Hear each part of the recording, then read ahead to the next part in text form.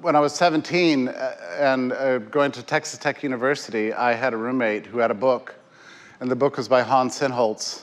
And when he was out of the house, I had a look at the book, thought it was interesting, but it had a number of footnotes to this guy named Ludwig von Mises, which sent me to the library, and then consumed my nights and my weekends, and then weeks, and then months, and then, as it turns out, my entire life. Mises invaded my brain, my heart, my spirit, my soul, everything, and I feel like I've just kind of lived alongside of him for all of my life. And the last 3.5 years, I've thought so much about his life and how it went through these endless ups and downs, and how he maintained his indefatigable determination to survive regardless. And I think that's worth talking about tonight, because, as Dr. Arndt so just brilliantly said from the microphone, we are living in times of decline. And it's hard. It's painful for us, psychologically and intellectually, to see what's happening all around us, and to know in advance that this was going to happen if we follow a certain course that we knew was wrong, and it happened anyway. And where does that leave us as citizens, as intellectuals, as men and women of spirit and truth, determined to have some kind of impact on our world? What does that leave for us? And it's impactful on me, especially because of reasons I'll go into, but I had for a very long time been convinced that we were living in an age of endless and infinite progress and peace, because I'm a child of the Cold War. Then good things happened in 1989 and 1990, and I read a book called The End of History. And I made the profound error of believing it. Well, my friends, history did not end, did it? Instead, we are going around in circles again with endless cycles, trading between a tendency towards becoming more civilized and becoming more barbaric. And we are living in times of growing barbarism. What do we do with that information? Well, let's examine the life of Mises, if I may. And I have no method for approaching this except through his life. Because, in my view, you cannot separate a man's ideas from the life that he lived, the times in which he lived. They shape each other. One of the reasons I really admired the brilliant talk last night with Bruce Caldwell, were you here for it? Yeah. So you noticed how he embedded this book, The Road Serfdom, which you could have just tackled as a text. Oh, here's what it says. Here's his ideas. No, he didn't do that. He buried that book in the course of Hayek's own intellectual life. So Hayek's biography becomes part of his body of ideas. This is really important. I think it's important for every great thinker, whether it's Locke or Marx or Hume or Hegel, for that matter.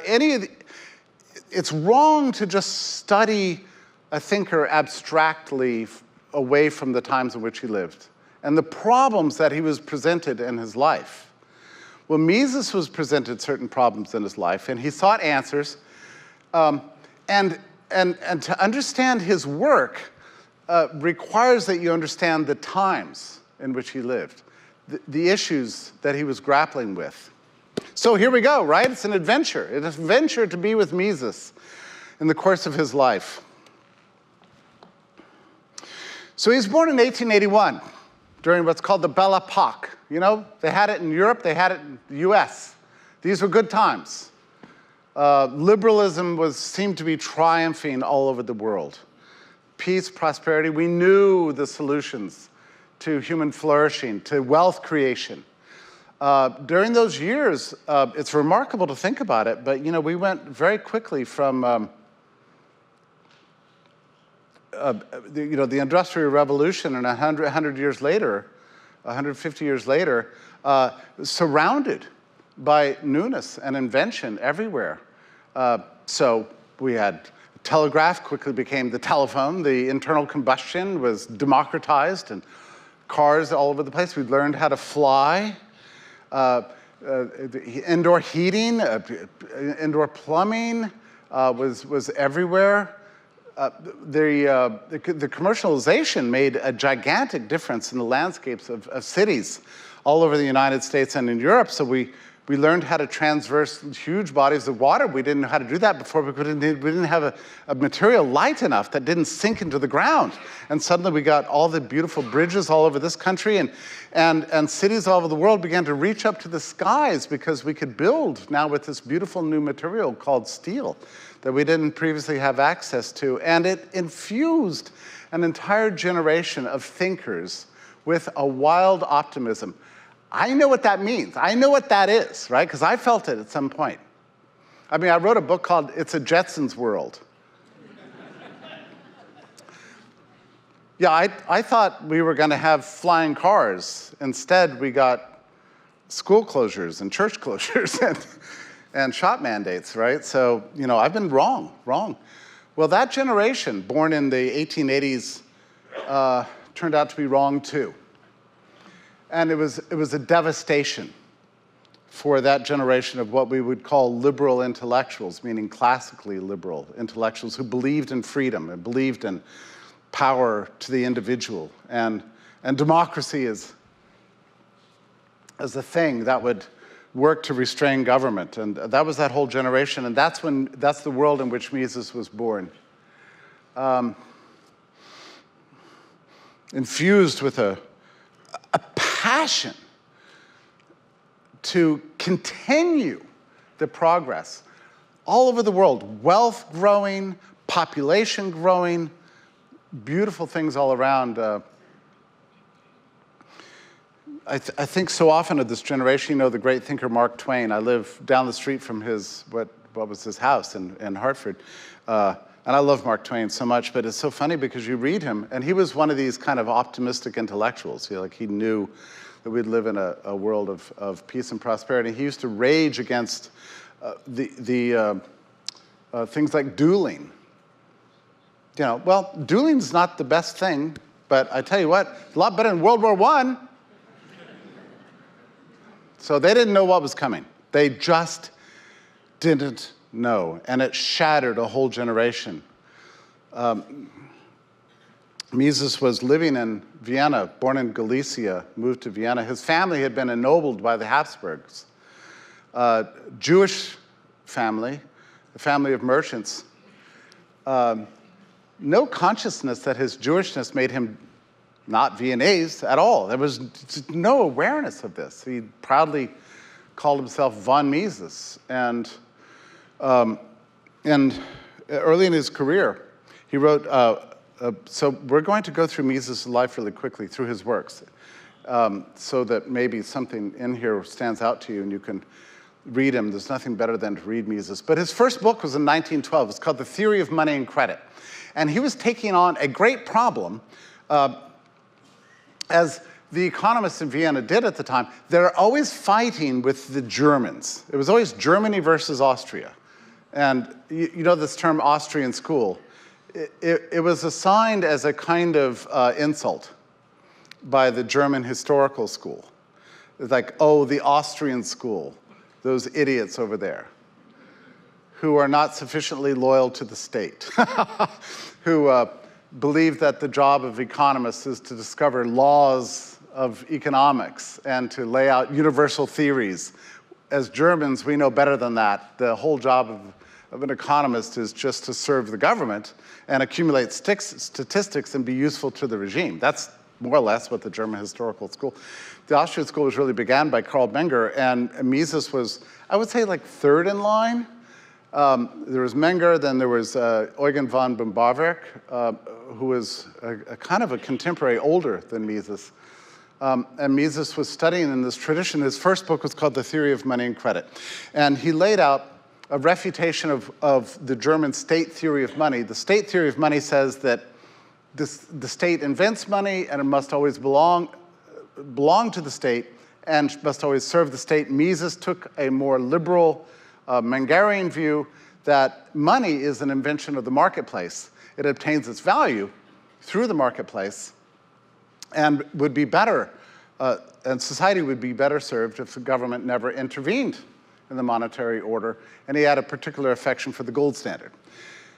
But in 1912, when this book came out, in particular, he wanted to address the problem of central banking because it had become rather fashionable in Europe. And you recall that in the United States, we ourselves ended up creating the Federal Reserve in 1913, just a year after this book came out. So Mises had a bead on this problem, and he warned the world in this book. And by the way, this is a great book. If you ever want to learn about money and the institution, it's very patient. He walks through the development of money, what it is, what its purposes are, how it comes to be, grows out of barter, how it obtains its value, and so on. But then he gets to the section on central banking. He says, look, if you create a central bank, there's going to be a number of things that will happen. One is there will always be political pressure for lower interest rates. And that's a problem. Now, keep in mind, he never anticipated Ben Bernanke, right? So when he said lower interest rates, he certainly could not imagine zero, much less zero for 15 years, right? So there'll always be political pressure, industrial and political pressure for ever lower interest rates. And he said, why is that a problem? Because that is a false market signal. You're lying about the truth about what the market should bear. In a market economy, the interest rate should reflect available savings. It should reflect the extent to which society is willing to put off current consumption for for investment in the future. And industrialists and businessmen and everybody looks to the interest rate as a signal about what to do and how many resources are available. If you lower the interest rate, you're basically lying to people. This is what Hayek later called false savings. And he says, why is this a problem? Well, it distorts the production structure. Because then you will entice capital out of short-term projects that need funding into long-term projects and massively distort the production structure and create an unsustainable false boom in some sectors at the expense of other sectors. And that begins the process of of the trade cycle, of the business cycle. So he said business cycles will get much worse under central banking. So in 1912, he predicted this. Pretty amazing. Then also, of course, he said, another result of central banking will be the problem of inflation. You're going to not fix inflation, but make it much worse. I was going through the documents of the origin of the Federal Reserve the other day, asking the question, did they promise that it was going to fix inflation? And indeed they did. That was one of the goals of the Federal Reserve, was to contain inflation. I mean, you've seen the charts, I'm sure you know. All right, so that was his first great book. And the funny thing about Mises is he wasn't particularly political in those days. He had that liberal spirit of most of the economists at his time, but he wasn't a rabble-rouser. He never intended to be. He just wanted to be a good scientist. That's all he wanted to do. And that book was greeted with universal acclaim, really, all over the Austro-Hungarian Empire and Prussia, everywhere. Everybody loved that book. Good for Mises. He was on his way towards the mainstream. No, he wasn't a radical in any way. And then, of course, war broke out. The World War I, the so-called Great War, shattered an entire generation's belief in the possibility of progress, because we went from peace and prosperity to killing machines. What Mises called the first People's War, where people were drafted into the army. And wars were no longer just the business of governments. Like Voltaire said, the wars of Europe would always go on and the people would just completely ignore them and go on with their lives. And and the king's armies would fight each other and nobody really cared. The Great War was terrible because it involved the whole of the population in the Great Project, the first total war. And it shattered his optimism. And not just Mises's, but everyone's. And also for Mises, it introduced a thing he hadn't really thought about, which is that it turns out the government is terrible. I mean, he served in the army. I mean, he saw it firsthand. And he came back from that experience thinking, oh, so you want the government to run everything? I'm telling you, it's not going to work. I'm telling you, it's not going to work.